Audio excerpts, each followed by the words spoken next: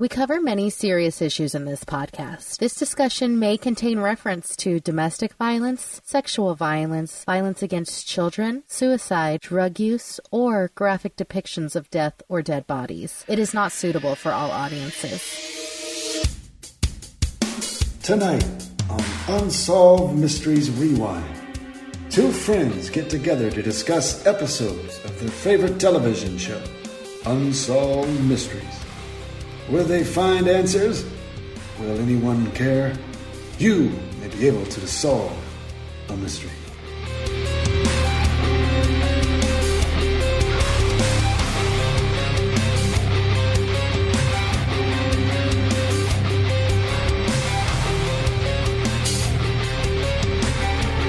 Hello, you are listening to Unsolved Mysteries Rewind today, and I am on with Kim. How are you, Kim?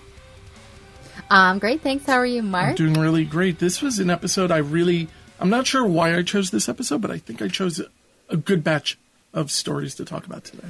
Oh my God. I went through every kind of emotion watching this episode. Whew. This was a good example of a solid Unsolved Mysteries episode. Yeah, you're right. Yeah. All the emotions are here. There's kidnapping, there's arson, there's bank robbery, hostage situations, and even photographs being taken by strangers while on a high-speed chase. So it's very exciting. So the Getaway Photo. But real quick, sorry, we're talking about Season 4, Episode 19. That's right, from February 26, 1992. Yes. So yeah, this brings us originally to a bank robbery. Now, Robert Stack mentions that currently that there are 40 banks robbed every day in the United States. That's crazy. Right? It seems excessive, although just in my area alone, I think there were 3 bank robberies in the past year. But that's a year, not a day. Yeah. But you did a little bit of research a day is on crazy. This, and you found that number is still pretty high. Yeah, because I kind of called BS on that because I was like, really, 40 a day? But yeah, in 2017, 11 banks per day were robbed at gunpoint. And I looked up how much cash is on hand in your average bank, and it's basically between $50,000 and $200,000. So is it worth it? I don't know. I guess... I'll tell you this, we are so going to get arrested. I know, when I was doing the search for that, I'm like, how much money is in a bank normally? Oh my God, as we're researching, like, most famous bank robbers, how'd they get away with it? When I first bought this house, we needed like $15,000 for something. I forget what it was, but it had to do with, it had to be in a separate account. So it was good. They were like, well, it's going to cost $100 for us to write the check. I'm like, I'm not paying $100 to take my money. So I'm like, give it to me in cash. And they wouldn't do it. And it took 2 days. I had to fill out a form, and I said, I will not spend $100 for you to give me access to my money. Yeah, that's And so crazy. I waited 2 days. So, nice. And I'm like, I'll take it in 5s. Make you feel super rich for a day. So, but yeah, 11 banks are robbed per day, and that does seem pretty high. Yeah, but this one in particular, we're profiling 2 pretty prolific bank robbers. They were known colloquially, I guess, as the trench coat robbers. They are estimated to have robbed 28 banks between 1987 and 1997, this little duo here. So it's an hour before opening, Henderson, Nevada. We're in 1991, and a bank is robbed at gunpoint. They come in with these, like, clear face masks. Yeah, I'm not sure what they were, but they were good. Like, you would not be able to discern what these people look like. Yeah, and we'll post pictures of it on Unsolved Mysteries Rewind podcast on Facebook, of course, of the pictures of the actual robbery and stuff. But the manager, they come and they take the manager. The manager's like, look, I only have half the code. I can't do anything until other people get there. So they just all wait. More people start showing up, and it's really smart. One of these guys the whole time actually has like a police scanner earpiece, so he can hear if an alarm has been triggered. It seems as though on paper they were really kind of doing something. At least they had a plan. Now, where you live, can you listen to police scanners? I think so. They're digital here. So you used to be able to listen to Nassau counties, but no longer. Although when all of these, protests and riots and everything have been going on, I downloaded an app. I forget what it's like, 911 something, and you can listen to police scanners from all around the country, and it's a little addictive, but it's also a little bit a little too nerdy for me, so I had to delete that app. Oh, well, I'm going to be downloading that right now. I'm just kidding. I still have it, but I'm trying to look cool in front of you, Kim. Come on. Oh, sorry. Well, the bank employees, they do come in and they're just like slowly taken hostage one by one. And they actually come on Unsolved Mysteries. And because these bank robbers are still out there, they are just filmed in like silhouette. We don't get their names. We don't see their faces. I felt in the reenactment and in this, it has to be traumatizing to go through any type of robbery, but a bank robbery just seems you're kind of stuck in a bank. And you think of a bank, it's kind of a secure, safe place, I think. Yeah, but this one poor girl, I felt the worst for her. But basically, they open the vault for the robbers and everybody goes inside. And at this point, we have like 4 people held hostage. So at some point, we don't know when, a silent alarm is activated. And so police kind of hang out in the parking lot and they're just staking out the bank. Yeah. So we get to talk to like Sergeant Richard Perkins from the Henderson Police Department, who tells us that once police are there, a police dispatcher actually placed a call to the bank to see like, oh, hey, are you being robbed? It was so weird. And the guy to me was like too subtle about saying he was being robbed. Like he's like, normally I was really cheery, but this time I was just cheery. Like I took it down from a 10 to a 7. And when she asked if I was doing okay, I said yes. Like he was acting like she knew his every move. And this would be if nobody's listening to me, right? Like, and I'm like, I have to answer the phone and nobody's on the other, extension or something. I would just say, no, this is not the pizzeria, and just hang up. Exactly. And they'd be like, all right, something's up, or did I dial wrong, Mm-hmm. I would be like 17. Yeah, right. Oh, yeah. Oh, tell Marjorie about that jam was delicious. Or something to just raise their suspicions, but not just answer her questions. So the bank robber's like, who was that? Who was that? And he was like, it was the guy across the street because they're in this little shopping plaza. Very smart. And he goes, the guy across the street thinks something's up. So if I don't go out and tell him, like, we're good in here, then he is going to call the cops, and we don't want the cops to be called. So the bank robber's like, all right, you go out and you talk to the guy. So the guy goes out and he talks to the police and tells them that they are being robbed because the police are out in the parking lot. Do you think that they expected him to come back? I don't know. The guy said... He's like, I'm free. If I was the employees, I'd be pissed that the captain didn't go with the ship. Yeah. See, why not me? I'll go. Yeah, exactly. I'd be tripping him on his way out. You're the boss. Like, you should stay there. I'm making like $7 an hour. Let me go. But basically, the robbers are like, we got to get out of here. So they grab a hostage, and one of these dumb robbers takes his mask off before they leave. I don't know what that was about. Although I do think it's weird to walk out of a bank wearing masks at all. That might, you never know who's driving by if they think that police aren't even out there. And there are, at least in the reenactment, I think 2 police officers. Yeah, there's 2 police cars, so then we give chase, and you can tell this is where, like, all the money for the budget went this episode. The squealing tires, the robbers get into the car with our little hostage gal, and they are zigzagging. They go through this, like, super complex apartment complex where there's all these dead ends, but they knew exactly which way to go. So they end up losing the cops, and they get their hostage and they hop into another car. They had a plan on some level. Oh, and yeah. These guys were prolific. And the hostage is keeping her eyes closed. So that is smart. Like the best thing. Such good thinking. I would find it difficult to do that because I'm such a busybody. Yeah. I would have to peek a little bit, maybe go, where am I? Near the Taco Bell. Oh, my God. Yeah. It's just not something I would be thinking of in that moment. But she's like squeezing her little eyes shut. And she just said to the camera, like, I wanted them to know that I could not identify them so that they wouldn't She's kill me. In survival mode. And good for her. Because who knows what these people are capable of.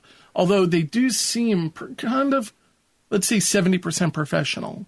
They're there for one reason, yeah. to not hurt anyone and to just walk away with however much money is in this bank. From what I can tell by reading up on the rest of their bank robberies, it was very out of character for them to grab a hostage. Like, I'm assuming because the cops were called, they were just kind of using her as like a human shield. But thankfully, they do let her out. She escapes. She's unharmed. So thank goodness. But the chase is still on. So speaking of little busybodies, we get newspaper reporter and police scanner aficionado Catherine Scott, who is listening to her police scanner, and she hears it. So she grabs her purse and she is like hustling to her car with her police scanner in one hand and her like 1991 camera in the other I love it hand. because she's so dramatic about it too. She should have a podcast. Yeah. Well, unfortunately, she died of breast cancer in 2000. Less competition, Kim. But, come on.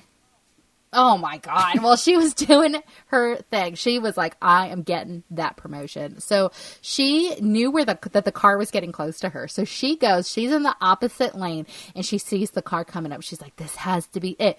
So she like super subtly, like when you're trying to take a picture of somebody in public. I loved it so much. Yeah. They're going in like opposite lanes, so she like sticks her hand up and was like, "How much did you love this moment?" Right as they went by. Oh my God, it made me laugh so hard. In the picture, I know you were like, "Well, I thought you weren't too impressed with the photo." I think, but I was. I thought it was good. I wasn't expecting much, and it met my expectations. Is all I'm saying. Like they were going at a high speed chase in opposite directions. In 1991, she snapped this photo. It was fun. I do want to mention that Henderson, Nevada, is not some little hick town. No offense to the Hicks.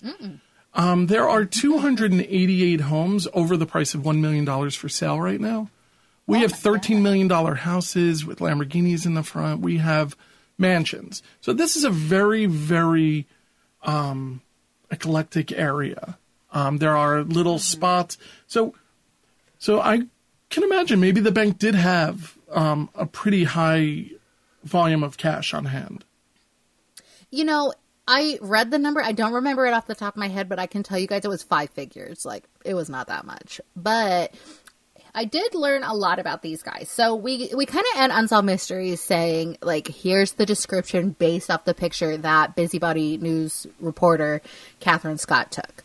And, you know, he's 5'9", approximately 175 pounds, Big et cetera, mustache. et cetera. So a big, juicy mustache. But we learned that after 7 years after the story aired, William Kirkpatrick, who was arrested for a routine traffic stop, and he was carrying $1.8 million in cash in his car. Imagine just even having half that on hand, or a tenth. You know, it's crazy. I read they did one bank where they robbed $4.4 million, and they described it as 330 pounds of cash. I'll take 1 pound. How about that? Oh my God, Holy it's moly. crazy. But so, you know, I mean, look, here's the thing. How many of these stories get caught because they like run through a red light or like are speeding? Like, always drive like you got a body in the car, people. Now, we have another story coming up later where we talk about having so much cash on hand and it really kind of being a part of your demise. So maybe just don't have this. I mean, all right, he stole the money. What the hell's he going to do with it? But if you're going to steal this kind of money, leave. Like, I don't know. Get out of the country. I mean, this is 1990. When was it that? 97. It was still easy to get out of the country. You know, I remember flying to L.A. in 1999, and I left my driver's license at home, and they still let me on the plane. Well, you know, these guys had it down pat, and once you get it down pat, you kind of start getting a little sloppy after like 10 years and 28 bank robberies. Meth. So we... maybe, allegedly. But the second robber was identified as Ray Bowman, who died behind bars in 2011. Now, let me tell you what led up to their demise, because this just is funny to me. So, Kirkpatrick, the guy who we get the mugshot of on Unsolved Mysteries, he and his girlfriend just started getting super sloppy in 1997. He had these storage units, and then he just stopped paying them one day. So, as storage unit owners do, the guy was like, I'm going to go in there and auction this We've stuff all seen off. it on YouTube, and I think there's TV shows where they do this. Yeah, exactly. So he goes in and he finds gun silencer parts, bulletproof vests, a baseball bat with the word police on it, or baseball cap, sorry, a police scanner with the earpiece attached, books on disguises, and videos about how to pick locks. So the storage unit guy was like, I'm kind of in over my head. So he contacts the Department of Alcohol, Tobacco, and Firearms. So it's also around this time that his girlfriend, and I'm picturing her like Gumad, like super like Jersey, like I don't know why, but I'm just. Can I just say, if you throw in our internet histories, we might be in a lot of trouble here. Like if you threw that on top of this, you might be just saying guilty. Oh yeah. Oh my God. I know. Honestly, we better really toe the line. But the girlfriend pays $180,000 in cash to a contractor to build her this That's log a nice cabin. amount of money in that time, too. Yeah. And the contractor's like, you guys don't have jobs. Like, where does this money come from? So he actually reported it to the IRS. She needed a shadier contractor, in my opinion. Honestly. I mean, we got the one honest. Yeah. Sorry to our contractor fans, but the IRS serve a federal grand subpoena on the girlfriend. So Kirkpatrick gets spooked, leaves hers like peacing out of town, and he drops off $500,000 at his estranged brother's house in 2 briefcases. And he's like, if anything happens to me, I want you to give one of these suitcases each to It's my like Breaking daughters. Bad or like, something all of a sudden with all the cash that they have on hand. Yeah, and then this douchebag brother opens it up, sees the money, and is like, nope. And he calls the FBI. So now we have the FBI, the IRS, and the Department of Alcohol, Tobacco, and Firearms all involved looking for these people. So Kirkpatrick, when he gets arrested, his dumb girlfriend goes to bail him out with $100,000 cash. Yeah. Just show up with another briefcase, $100,000. So they're like, okay. Crazy. Yeah. So they arrest her on money laundering because this is the same money from the banks. It's the same serial numbers from the banks. Go to a bond bell. What are they called? Bond bellmen or something? They're usually across the street from these places. And you know what? Give them the money because they could probably launder it for you. Yeah. And we know they don't care. So they serve a warrant on Kirkpatrick's house, and they're searching through everything, and they find pictures of kids on his refrigerator. And they're like, I wonder whose kids they are. So they do some research, and they find out that these kids are William Merry Bowman. Christmas card. So I know. So they serve a warrant on William Bowman, and you guys, they find everything robbery related except for bags with dollar signs on it in his house. They find makeup, wigs, beards. Now this is not information that we learned from Unsolved Mysteries. I do want to just point that out. This is stuff that you dug up. No, this is all from the trial, from the court transcripts. So a bulletproof vest, lock-picking manuals. They also found a key-making machine, lock-picking equipment, and 112 guns. So they arrest him, and in 98, they're both charged for 6 of the robberies in 6 different states that happened from 87 to 97. So even though they're suspected of 28, they're only in trouble for 6. So their last robbery in 1997 is the one that netted $4.4 million that we talked about. And Bowman was sentenced to 24 and a half years. He died in prison in 2011. Kirkpatrick is out now after serving 15 years. I did make the comment, partially as a joke, but also kind of serious. The contractor that turned them in, I wonder if he needed to return the $180,000. I'm sure. I don't think you get to keep it, and he didn't even do the work, so I'm sure he probably had to give it over to the IRS. Probably $360,000. One for you, one for me. Shadier contractor than we gave credit for. Yeah, wouldn't surprise me, but that's a fun little nobody got hurt into the most depressing story of all. Yeah, it's depressing because I think that there's something that they're leaving out here. It's about, it's called Looking for Angeline. And in 1941, it was right at the end of the Great Depression. I mean, sort of, right? I mean, the war is kind of going on. We have 12-year-old Barney Dewey. And this got me upset because I have a 12-year-old. So I'm just kind of comparing that whole situation. And he worked at a gas station that I think they just work there. They don't own it or anything. And he watches after his little sister, Angeline, who plays in the dirt. I mean, what else are you going to do? It's Haskell, Texas. I know, she's throwing nuts into what do you call hubcap, and she's just boy. I mean, they're super poor. Like a lot of people, I think, I'm not really sure. I didn't look into the background of Haskell, Texas, but I'm guessing at the time, just like the rest of the country, they were just super struggling. Their mother worked very long hours, and they had a stepfather, but he was hospitalized, at least at the time. I don't know if we ever get a real update as to whether he got better or something like that. Not sure how they paid for his hospitalization or any of that stuff. I don't know. You had a favorite quote that you had pulled out. Yeah, poor little Barney just said, like, at that time, we were just concerned trying to keep body and soul together. Like, oh, I just love that. They were just trying not to die, basically. But he said it so cute. He is, like, the most lovable guy we've ever seen on Unsolved Mysteries. I don't know. I went to hug him. I thought that Reverend Nichols was really bringing it to the table. I freaking if he had smiled, guy. I would have expected there to be fangs. Reverend Nichols, basically, if you're going to fully believe the story, okay, which I don't, he abducted these two children. Yeah, but, okay, so he does it in a way that's like stranger danger to the max. So he has like all this candy, and he's like, Barney and Angeline, come with me, right. you know, and he's giving a lot less. You sound like the Count. It's like, yeah, but it's like, run, kids. Oh my God. And he's like, you want some candy? Oh, your mom said that you guys have to come with me. And they're like 12 and probably 7. So they're like, okay, I guess we have to go with you. So he takes them and he's like, you can call me Daddy Nichols if you'd like. Ugh. It makes you want to vomit. It does make you vomit. Yeah.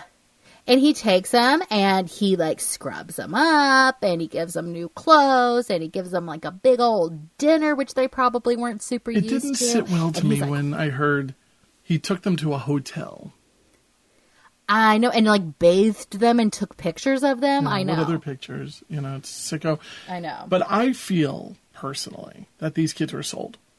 I mean, we'll get to it. There's a lot to come. Yeah. I didn't think that until you said that, and I was like, wow, how could I be so naive? Because I think the mom does have more in it than she said, because he did know their names, and he was able to, like, trip them. But basically, he's taking pictures, and they're just smiling. These little angel-faced little kids are smiling because they don't know that these pictures are basically like an ad for brother and sister who need adoption. They look so cute in there. So, I mean, and they have the photos, which I just... Where the hell did that come from? I mean, I know that files were left over, but the fact that they have these photos in their possession is kind of crazy. That is crazy. And we'll post that on the Facebook page, of course. But, like, the Reverend is like, oh, kids, something's wrong with your mom, so we're going to just, like, load you up on this bus. But don't worry, because you're going to see your mom. And the girl's like, no, Barney, I don't want to go. And he's like, we have to go see our mom. It's okay. This is Daddy Nichols. He wouldn't lie to us. He's been so nice to us. So they get up on the bus, and they are shipped off to Reverend Nichols', like, foster home, basically. It's like an orphanage. So they're there, and one day, the Reverend comes with his adopted son, who's Nick Crane, and he's like, Barry, we're taking you home. Or we're taking you to your new home. So Angeline goes to like go with them, and they're like, no, not you. We only want the boy. And so Angeline's crying, and this woman has to hold her back. And in the reenactment, she's like, Barney, you said we was going to see our mom again, and all this stuff. And he's just getting like carted off to this car. It is heartbreaking. It's like you just don't want to have to be this child for the next couple weeks. You know, I mean, I'm sure over time, you know, she forgot about it, what happened on some level, but I couldn't imagine. Just I went when I was very little. I had abandonment type of issues where I felt I had anxiety, and when I was very little.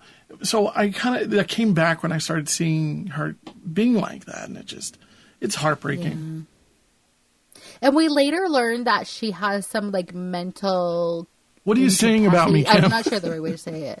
No, I'm not. But I'm just saying, like, how much could she understand of what was happening at that time? Like, it's really, really hard. But they take Barney, right? And where do they send him? Sorry, I'm just hogging this whole story. No, it's fine.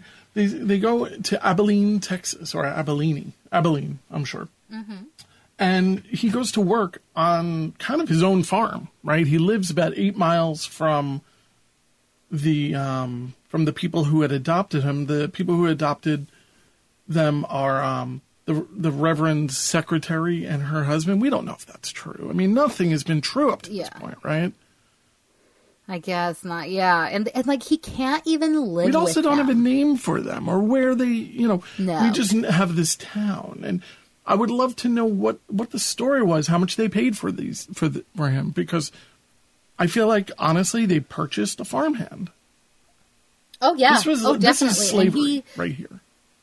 Room and board. That's it. And he was saying like, I kind of liked having my horse, and they were nice enough, and they gave me glasses and stuff because I couldn't see and all this stuff. And it's like, oh my God, you precious little guy! Like you have 12, 13 years old. We don't have a timeline, which kind of bothers me a little bit. He was there for was a it year. A full year? I do know that he was there for a Harry year, Potter or at least glasses. away from his mom for a year. Yeah. And he got his glasses, and like they said, he's like, I didn't want to be here anymore. Like I miss my mama and my sister so bad. I didn't want to be here anymore. So I left my good clothes because they bought me those good clothes, and I didn't want to take them. So he puts on his little shabby clothes. That somehow fits, still, and he takes. Right? I mean, we're 12 to 13. Having a 12-year-old, I understand that his sneakers that we bought a week ago might not fit next week. Yeah, which makes it even sadder because he was probably cramming his feet into there and stuff, and. Yeah, and he's like, I gotta go, and so he takes this little 37 cents that he has to his name, which is like about $6.50 nowadays money, and he takes it and he like starts hitchhiking from Abilene all the way back to Haskell, which is 100 miles away. And then when he gets there, I just want to mention, on Little House on the Prairie, Pa actually walked 100 miles for work, and so 100 miles, it's a real distance. Unfortunately, Charles did not have the ability to just stick his thumb out there and get picked up. But thankfully, nothing bad happened that we know of between Abilene and Haskell. But he actually managed to get back there. When he got there, he found that his mother and stepfather had moved away. Now, let me just ask you. God forbid your dog ran away, okay? Oh, my God. Let's say your dog is, 8 years old. Would you be able to just leave? Like, now, now a kid, I mean, I wouldn't even, just my dog, one of my dogs ran away, and I have no proof of what happened. I'm not going to move away. And I know. That's a dog. This is two children of theirs. So this is where it kind of clicked with me, and I'm thinking, one of the girls, the girl seems to have some type of developmental issue. So why not, to be cold about it, let's get rid of her, and the boy will watch over her. And because this guy with the fangs is saying that he wouldn't separate them. Yeah, I think you're right, honestly. I didn't even cross my mind until you said that, and I was like, that has to be what happened. So... It's the only thing that makes sense. So he's getting off like a bus, and his mother didn't even recognize him, which just made me even more so kind of think, like, what's wrong with you? Well, I'm sorry. He went to Haskell. His mom wasn't there. I skipped the whole part. So he goes... No, it's okay. So he goes to Cleburne, Texas, and this guy is like pinging all over the map, and we get like a map of his journeys, He goes to Cleburne, meets his birth father. His birth father takes him all over Texas. Is like, I don't want this kid, trying to ship him back to his mom. Puts him on a bus to cross like east to west Texas on a bus, which must have taken like a week. And then he gets off the bus, and the mom is like still looking, like he's standing right in front of her, and she's like, when's he coming? And he's like, Mom, it's me. Like, I'm standing right in front of you. So she clearly kept in contact with the father, who she doesn't even have a kid with I know. anymore. I thought that was weird. Yeah, because he knew where she was. The whole thing was very strange. But apparently, maybe they split the money. I don't know. Like, I'm really going down a rabbit hole of conspiracies. But why else would two people who are divorced have any communication with each other if you're willing, if you're going to move? I don't want to think about those kids. Let's find a new place. So. I don't know, but he's like, Mama, did you ever sign papers to give me away? And she's like, no, you were stolen from me. Like, I never would have given you up. Yeah, I just don't buy it. But so he ended up living with her until he was 18. I mean, he would live with her for another 5 or 6 years. So, and then he got married, and when he was 22, he and his wife, Stella, he started turning into a pretty good kid, I think. I really fell in love with him. He's an angel. Honestly, I love him so He much. tracked down Nick Crane, who's the adopted son of the Reverend, who's maybe the only person he could kind of think of that really kind of made an impression. The only person he could track down, maybe. And Nick said that Reverend Nichols died 2 years earlier. I don't believe it. He probably is still alive, drinking baby blood or something. And that Probably. the orphanage was shut down by the state. It's very convenient. Yeah, thank God. Yeah. But there's some records like left behind this old pharmacy of mine right here. So if you want to have a look, like go ahead. And there's just like a few tattered boxes. So they go through and maybe that's where they got the picture from. I don't know, but they can't find any record on what happened for Angeline. And so we get Barney, who is like the most nice, upbeat, head on his shoulders kind of guy talking to Unsolved Mysteries. And he's like, look, it's been half a century. And he's like tearing up and he's like, I just want my sister. Yeah, so there is an update, and there's a very nice, happy story here. But one of the things that now resonates with a very different way, well, I'll mention it when we get to it. But so the update is that a man named Neil Smith said that Angeline was his adopted sister, Martha Jean, and she was in a group home. She has issues that just, she needs a little bit of help, and she lives in. Well, you know what? Do we mention the place? I don't know if we... okay. Yeah, I think. Why not? She doesn't still live there. I don't think. The Rainbow Acres Ranch, which you've tracked it down. Seems like a pretty nice place. It looks it's amazing. in Arizona. And they have horses, or at least they visited horses. And it looks like a nice place. And as somebody who... I have a nephew who has autism, and he's really low functioning. And he actually lives in a group home because... of some type of physical things. I mean, the kid's like 6'2" now, and he's like 16, and he can get a little bit physical. So, we visit him from time to, as much as we can. And it's a really nice group of people. He's treated very, very well, and it's not cheap. And so when I looked at the website, I was like, this looks like a really good place. So, yeah, I mean, it just resonated in that sense where she's at the right place. They took care of her. They didn't just ship her off to the, and just say, oh, it's your problem, somebody else's problem. So Barney is like, I'm going to meet my sister for the first time in over 50 years. I'm so excited. Yeah, so on March 23rd of 1992, of course, Unsolved Mysteries cameras are there.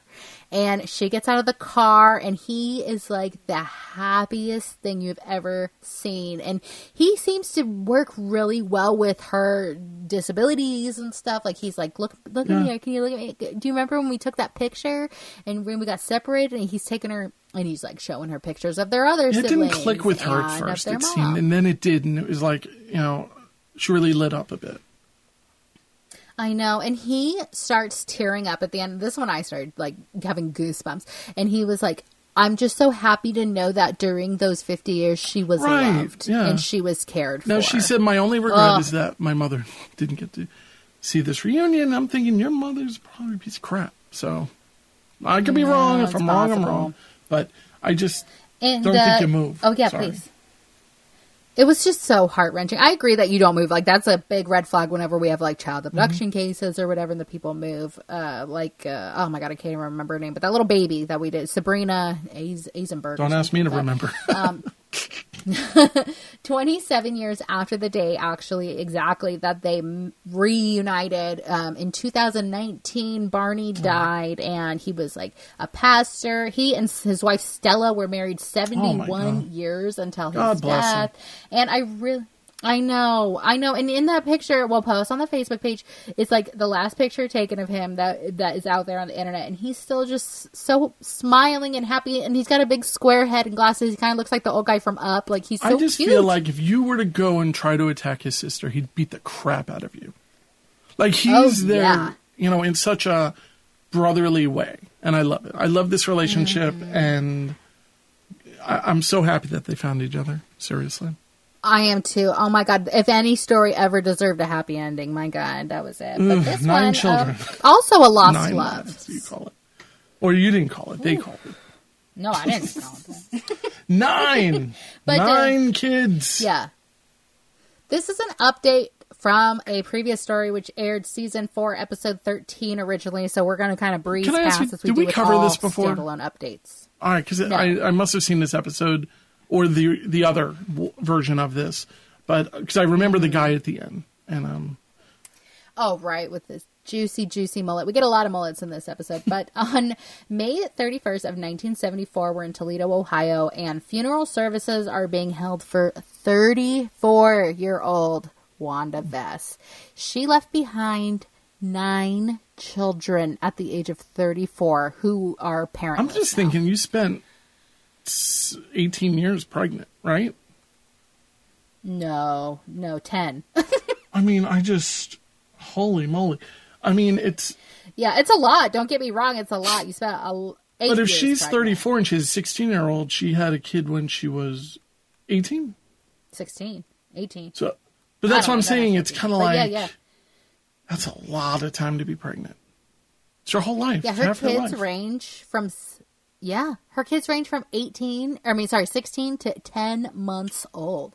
And so we learned that they're parentless because the reason she is in that coffin is because her husband and their dad shot her after an argument.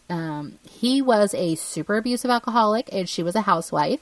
And she was like, I'm getting a divorce. I don't want to do this anymore. So she got a job at this bar in Toledo called the Cameo Bar to support. And you've said in the past, I just like to repeat it, this is usually the most dangerous times for a woman is when she's trying to separate her relationships or sever her relationships with someone or a man, rather. Yep. 100% with an abusive partner. But so she's working at the Cameo Bar just because she got 10 mouths to feed, including herself. And she is 2 weeks later, he shows up. It's her 34th birthday and he wants to reconcile. And she says no. They get into a fight at like 1 a.m. at this bar and he goes to his truck, retrieves a shotgun, shot her, reloaded, and shot her again. So he was arrested an hour later at another bar, just drinking like it ain't no thing. So he actually pled guilty to first-degree murder and was sentenced to life in prison, and he only had to serve 9 of those years because he died in 1983. So yeah, so after this funeral, this is the really messed up part. The grandparents can either keep the kids or get rid of the kids. And they're like, what we're going to do is we're going to keep one of the kids. We're going to send 4 of you off to foster care and we're going to adopt 4 of you Line up, out. kids. We're going to draw straws, you know. Yeah. And it's ill. Why keep one? If you're going to, it's got to be all or nothing. And it was heartbreaking because the main girl, Shireen, says, like, I felt like we were punished for my dad's behaviors because nobody wanted to keep us because keeping us would be facing the fact that my dad shot my mom. And I think that was just too hard for the adults in my life to comprehend. I mean, I don't know how I would respond to all of that. When we first, when my sister-in-law had kids, she has 5 children. We spoke about this, like, God forbid something were to happen, we would take the kids, and I'm just like, it was my biggest nightmare. like, don't go on that plane, you know, but to take in 5 kids was so, I mean, it wasn't real anxiety, but it was like putting myself in that fan fiction. It's crazy. Yeah. 9. And you're old, That's you so know, many at this kids. point, you're really old, you know, your grandparents. Teenagers. Yeah, and they're teenagers, and they're like angsty teenagers that are going to have problems because their mom was just shot by their dad. There's a lot of sorry, like these are. Yeah, exactly. And I know this sounds awful. You know, we're all God's children, whatever. But I'm just saying, if you're like old, but then what you do is you get rid of all of them. You don't keep one. Like that is it's so a terrible. messed It's up. like So, it really is right there with Sophie's Choice. Like you can't do it to one. Yeah. It's like it's a terrible decision to have to make. yeah, and so Shireen was put into foster care. She was the 16-year-old out of this whole thing, and she was in foster care for 3 months before she ran away and just began living life on the Good for streets her in a lot as of a ways homeless runaway because teen. 16, you just went through this terrible time. Get out of it. Yeah. Yeah. Oh my God. I can't imagine the strength that you have to have. But in 1986, she started searching for her siblings. And within 2 years, she's able to find 8 of the 9 kids. Yeah. So we're missing 1. We're missing Heath. He was 6 when everybody was separated when the mom before the died. internet too. So it had to be tough. yeah. in order to find most of them, that was pretty crazy. But on the night of the broadcast, Heath calls the telecenter. And so within 4 weeks, Heath and his wife, Robin. I love this. I love the name Heath. I don't know. I don't know. Oh, reminds me of the bar. Yeah. But they arrive in Los Angeles, and 5 of his siblings are there. And of course, Unsolved Mysteries cameras are there. So everybody, this is where we get a lot of the mullets, and everybody's just like hugging and crying and laughing, showing pictures. I really loved happy it. Reunion. It's weird. He's a goofball, I think, and there's a bit of a machoism there, but he turns into a big softie pretty quickly.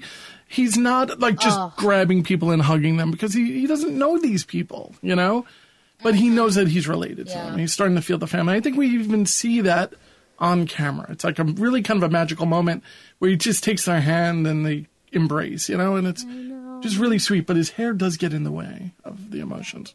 Yeah, but it was so sweet though, because like at the end he just says like, my whole life I have never felt wanted until today, and these people just like embraced me, and oh my god, it was such a missing piece of my life this whole time. He said, I have that wanted feeling now, and it's like, wow, that's good for you, man. It's profound, and it's really deep, and it's very vulnerable for a man to be putting out there on national television, especially like a macho kind of guy. I was surprised, and it just like, I just wanted to hug him too. There's this video game guy, I think he's called Mr. Wonderful or something like that, and he really reminds me of him, and he's like a total turd. But I mean, I'll dig it up and I'll post a link to the photo of Mr. Wonderful. Tui reminded me of physically, but he just seemed like a really sweet guy. Yeah, and then, we get, like, our warm and fuzzies out of the way because we're going right back down. We're getting depressed again. Heading down to Tennessee? Or for you, up to Tennessee? Yeah, exactly. Lewis Chapel, Tennessee, and we are in the mountains, people. Like, this is rural as it gets. Yeah, we have Joe and Mattie, who are in their mid-50s, and they run Harvey's Garage. I know, and it's like one of these cute places in the middle of these small towns where it's like you can't make it to the big city. So this is like a joint convenience store / auto body repair shop. And like, trust me, I get it. Like my nearest store is like 20 miles away from me, and that's like a little gas station that has. Yeah, it's like Olson's Mercantile in the middle of nowhere. Where else are you going to go? You're going to go to Mankato? Go to Mankato. Exactly. Yeah, and try complaining about these prices because we're all you got, buddy. So it's the only place that they can get stuff, and apparently it's like the local watering hole. It's just where everybody hangs out, and can't you see it? Oh, totally. This is like where you get your Coke. Well, not literally cocaine. I mean, like you buy your bottle of Coke and you drink it with your pals in the front. Yeah, exactly. And you wonder how, Sharon's doing after her baby. It's like Twilight Zone, you just actually. gossip. That's what it feels like. It's the town where they stop in the Twilight Zone. And it's amazing. It's small town America, and it's exactly what you would expect it to probably look like. Well, I did a quick real estate thing, and I did find a really nice house for about $400,000. It's a really, really nice area, and there's a lot of property available. So, gorgeous. So... but yeah, so Ed, who's Joe's brother, Joe, our main guy here, he says that they used to keep a lot of cash around because they didn't even have a bank account. Yeah, you don't own a business without a bank account. I mean, and I was saying... But you know what I was thinking? This is like backwoods Tennessee, and I'm from Hicksville, like I feel like I can say this. This is backwoods Tennessee. These people are of the age that their parents got hit hard during the Great Depression, and I'm sure they didn't trust banks. They grew up being told, don't trust banks. Like my grandparents grew up in the Great Depression, but they kind of got over it. It was one of those things. Yeah. Not they got over it. No, I know. I don't know. It's just not a smart thing. The first mistake I wrote here is to actually have a large amount of cash. Now, we're not talking about $500. We're not talking about even $10,000. We're talking 6 figures. So... Yeah, $150,000. Yeah, and letting anyone know that this money exists, it's insane. But these people, they didn't have children, so the people of the community were their family. I know, but it's really interesting though because the brother was like, if you're not gonna get a bank account, you at least need to get a gun because somebody is gonna come for this money. So. Because they're like older and they never had kids, they really, really bonded with Mattie's niece, who is Cheryl. And she is 27 years old. She actually has a 5-year-old daughter herself. And apparently, Mattie treated Cheryl like she was her own daughter. They were in love. They were as close. They were real fans. Yeah, and they even lived next to each other at certain points in time. So they were very, very close with each other. And all of a sudden, Monday rolls around, March 4th, 1991. And people are lining up outside of Harvey's garage, and it's not open. For like the first time in history, it's not open when it's supposed to be. So they call Sheriff Joe May. And Joe May goes, and he needs to do a wellness check on these people. You know, they are kind of older. They look older. I'm 10 years than away from the oldest one.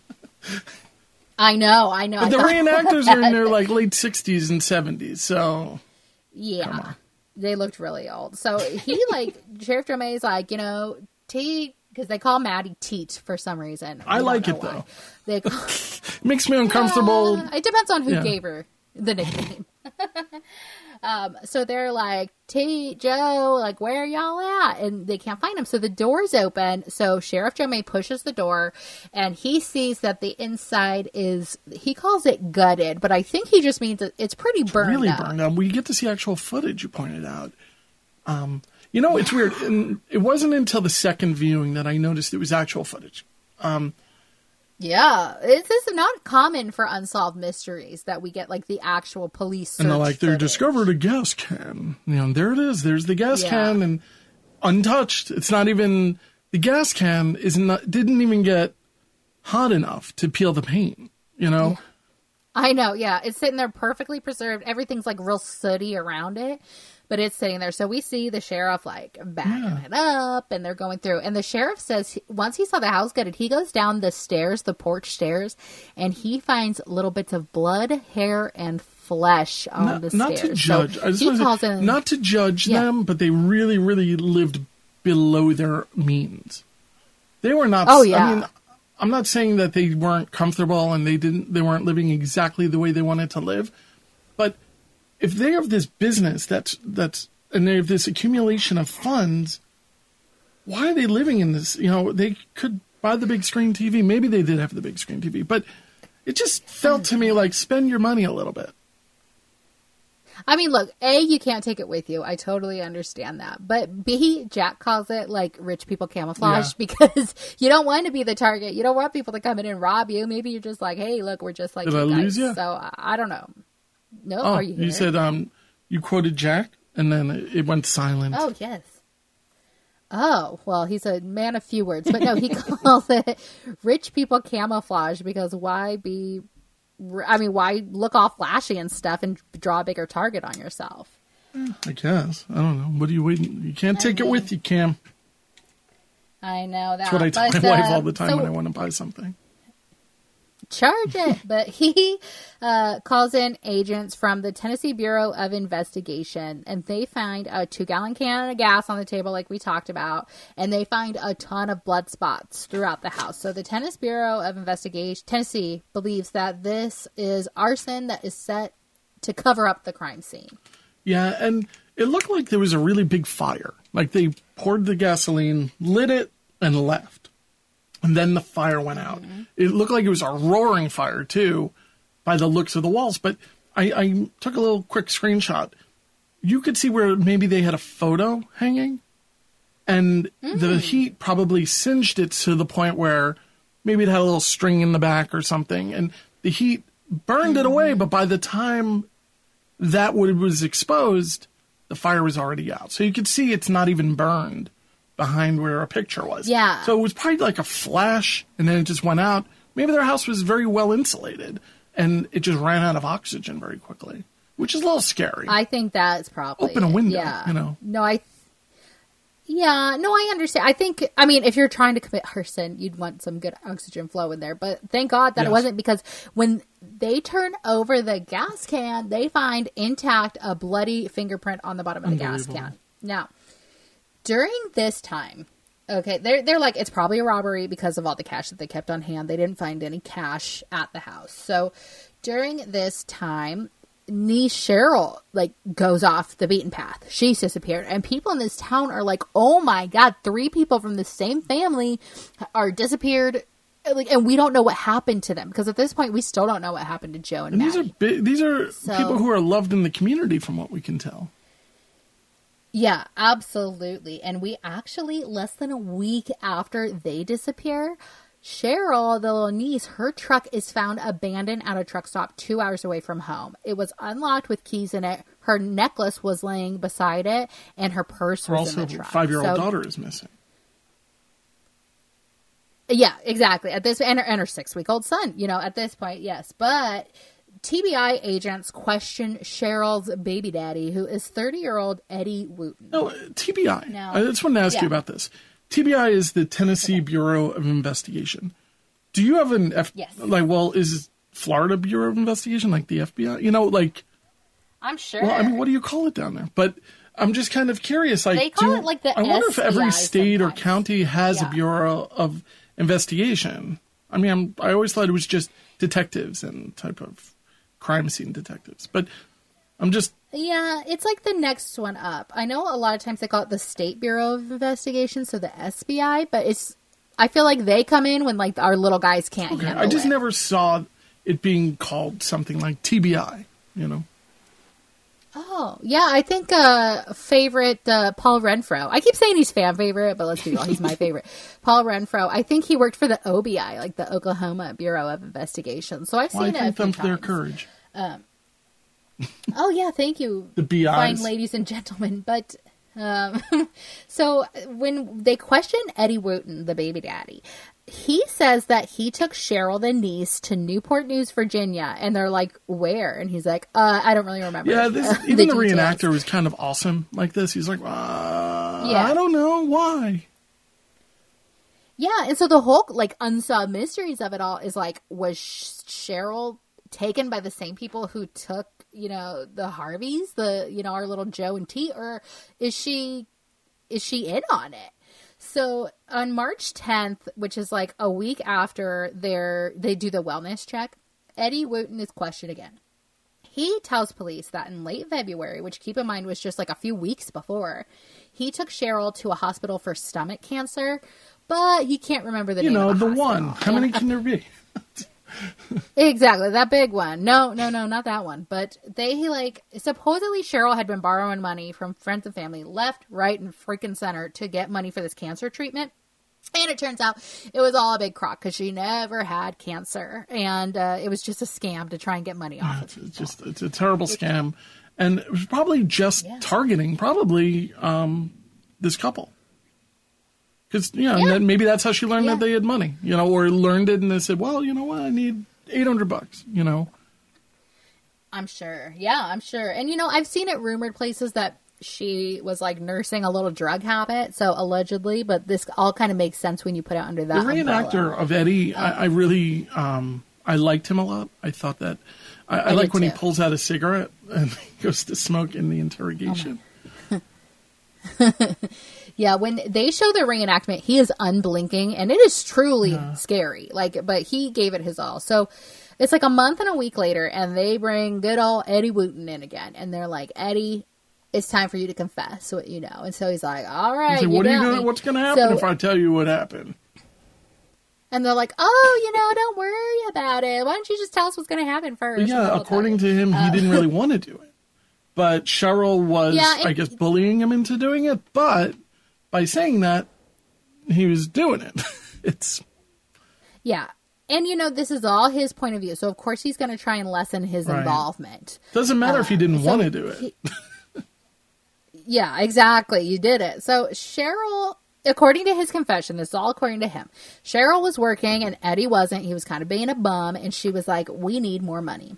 So, on March 2nd of 1991, this is 2 days before the wellness check, they loaded their kids, 5-year-olds that Cheryl had from a previous relationship, and a 6-week-old baby. And they go up to the Harvey's house with a gas can. And he's like, I didn't want to do it, but she was like, come on, Eddie, you got to do it. I don't buy his story at all. This was discussed over a 12-pack of cheap beer first. Yeah, exactly. So they walk in the house and Joe, little old adorable Joe, is sleeping in front of the TV and they're like, Joe, wake up. And he's like, oh, hey, how y'all doing? Yeah. Boom. Eddie shoots him right on the spot. And then Mattie comes running out like, what was that sound? Boom. He shoots Mattie in cold blood. In when they did the reenactment of him shooting them, I was just like, wow, creepy. that part is probably very accurate. He probably went in there, boom, and then she came running and boom. I know. It was really sad. So then Eddie goes out to the car. He says Cheryl told him to do this. He tells the 5-year-old, we're going to play a game. Lay down on the floor. We just want you to lay down on the floor, so that she couldn't see them loading the dead bodies of the Harveys into the Harveys' Don't own look, car. or we'll have to kill you. So, yeah, exactly. We're going to play peekaboo, just like hide down there, count to 1,000. So they put the bodies in the trunk of the Harvey's car. So Cheryl, then the niece, drives the car. Eddie trails with his 6-week-old and the 5-year-old kid in the back. They drive across the Alabama border and they go to this Bridgeport ferry on the Tennessee River and just drive the car with the bodies in it straight into the river. So according to Eddie, Cheryl returned alone to the Harvey house and she stole $150,000 in cash, poured the gas on the ground, and torched the place. So 2 days later, Cheryl shows up because they have it all cordoned off, crime scene, and she's like, oh no, what happened to them, and then supposedly, according to the reenactment, she hears that they find the gas can with the fingerprint on it, and she's like, I gotta get out of and she has Dodge. a new Walkman, just a Benetton outfit. I'm thinking Yeah, exactly. And then that's Anna Holland. Oh no, it was just those glasses were straight 1991. So we get to meet her sister, and her sister is like, Cheryl did not do this. She is innocent until proven guilty. And I think Eddie did it. And I think Eddie killed her. And that's why we can't find Cheryl. So we do know a few things. On April 17th of 1991, searchers dragged the Tennessee River and they find the Harvey's car. And sure enough, Joe and Mattie's bodies are found in the back and they're shot in the head. and this is a 3-hour distance, right? Yeah. That has to be well over maybe 100 miles. Does it matter that it's 100 miles away? It's just, the whole thing is very strange to me. Doesn't this scream meth head behavior the to whole you? thing, it's all knee-jerk behavior. Yeah, exactly. What really broke my heart was Sheriff Joe May talking about finding the bodies, because he was friends with Joe and Teat, and he was like, I had to look at them, and I was so used to seeing them smiling in the general store, and then I had to see their bodies, waterlogged for a month and a half, and I had to see him in that condition, and you could tell he was still shell-shocked. Yeah. That was a really honest, it was a very honest and very, revealing moment for him, because, this is somebody who's probably seen some bad stuff. And to see that, which is just two people who everybody seemed to like, minus these two people, it's just crazy. I hope that we never have to do anything like that.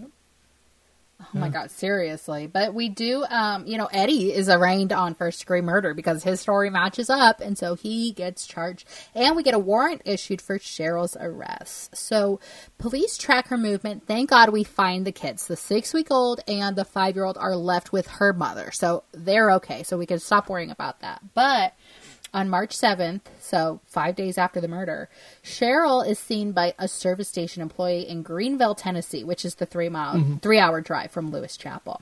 And she is going to go pay for gas when all of a sudden this guy's comes screeching in, and he's a big mean dude with a leather jacket and a beard. And she's like, I gotta go. And so as soon as she peels out, that guy starts chasing her, starts kind of giving chase, and the service station attendant says that she sees this. So she leaves, and she is later seen getting into his truck at 11:30. And we learned later that the day before this whole murder plot went down, that she was seen at her work writing that guy a check. Unbelievable. But what about the check? Yeah, so where's the check? I don't know where the check is, but I think this whole thing is BS to create a diversion, because it's so oh my God, he's following me. And I think this whole thing was orchestrated to create, to make you think that she died. Oh, I see what you're saying.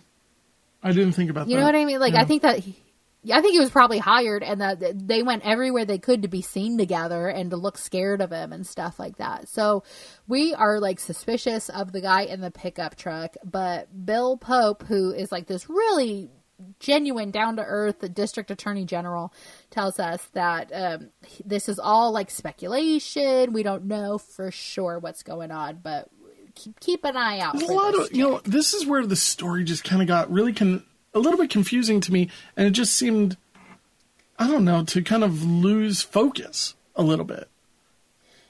And, this is a two-parter. So originally this aired in two different parts, and they kind of jammed them together in the re-edit to put them on Amazon or iTunes or whatever. And so it screwed me up. Yeah. I think they were trying to stretch out 2 bits of it when they're really... This is like a 20-minute segment. Yeah, this is like almost half of the episode. So we do get an update. 45 minutes after the broadcast, Cheryl Holland was captured almost 1,000 miles away near Austin, Texas, thanks to a viewer tip who was actually the Shaw Padani guy who they interview. He is like her employer at like a mobile gas station. And he's like, that's you silly girl. And she's like, I'm sorry. Like, I've done some things in my life. So they call the cops. The cops show up and are like, are you Cheryl Holland? She's like, yep, sure enough, I am. So they arrest her. She was going under the fake name of Amy Forrester. Yeah, like that. Her driver's license looks awesome. It's like, she probably spent about $400 on that.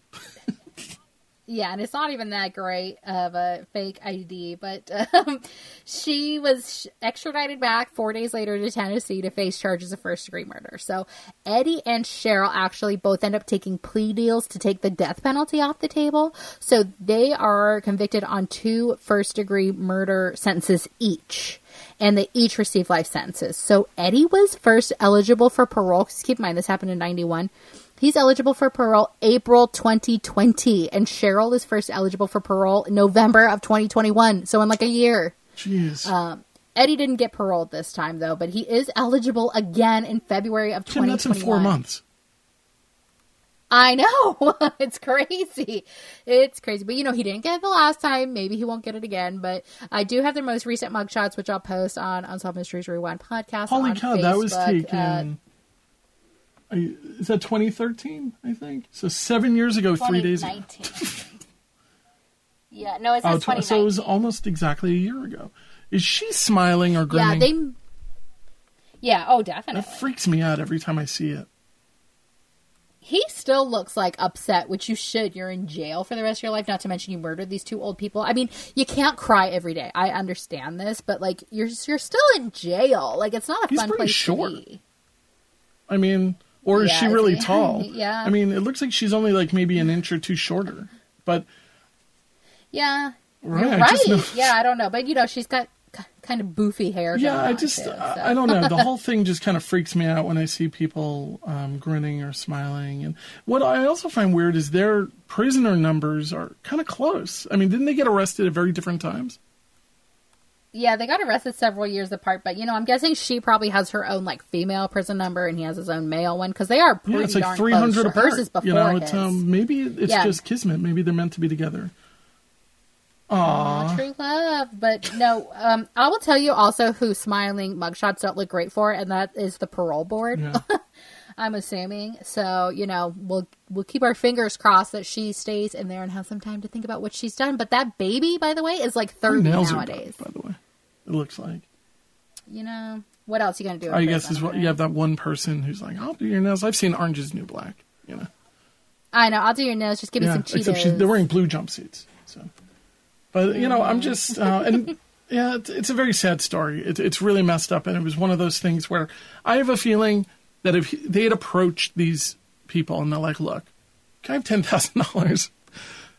Fine. Mm-hmm. Or, what, just rob them and leave, and it would have been the same outcome. Yeah. Well, actually, it would have been a much lesser outcome, even if they were caught. Yeah, but you just don't think you're going to be, And they're like, well, if I leave them alive, then they definitely know who I am, and they can say. So it's just messed up because these people did seem to really love her and her family, and she just completely spit in their faces. All that delicious meth. Let this be... I guess so, but let this be a lesson to all my nieces and nephews as I am childless. I don't have any money. Don't come barking around. And by the way, I'm watching you. Yeah. Oh, yeah. Exactly. Like as soon as like one of them walks in and like nobody else is around, you just pick up the phone. Hello, 911. Just can Thank I'm God. going to call back in paid 45 now. minutes, and if I don't call, just kind of swing by, okay? Totally. But as always, Kim, thank you so much for getting together for this wonderful episode. This was a lot of fun. It's a big. Yeah, this was a fun one. Oh my God, the pleasure's all mine. Of course, I love doing this podcast. So thanks for being here. Check us out too. on Facebook, Unsolved Mysteries Rewind, and just kind of follow us. Lots of updates, lots of pretty good and amazing changes coming. So stay tuned. Tonight we have been confronted with an entire catalog of unexplained and unsolved events. Tune in next time as Unsolved Mysteries Rewind discusses another collection of unsolved mysteries. Until then, we can only look and wonder.